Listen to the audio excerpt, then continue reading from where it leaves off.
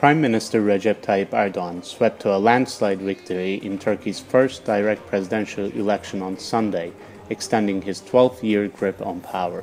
The Premier accomplished the feat after his most tumultuous year in office, marked by protests, a corruption scandal, and a mining disaster.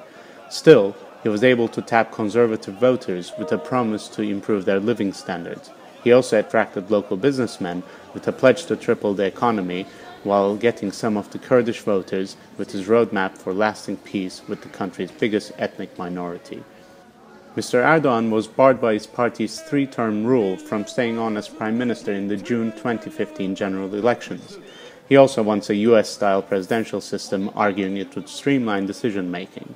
Using broad presidential powers designed by the military after the 1980 coup, Mr. Erdogan can effectively appoint a pliant Prime Minister and keep control of government. It's a tactic that failed for his predecessors, but the Premier is betting he can manage Parliament until the general elections and then modify the constitution to claim executive powers for the presidency.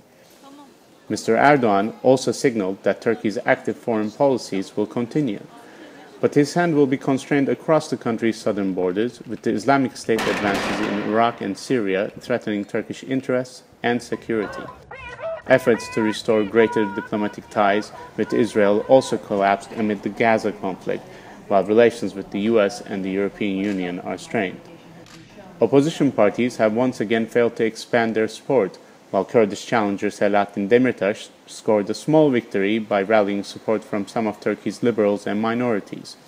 Markets rallied after the election, but Mr. Erdogan's victory was widely expected and the jump may be short-lived.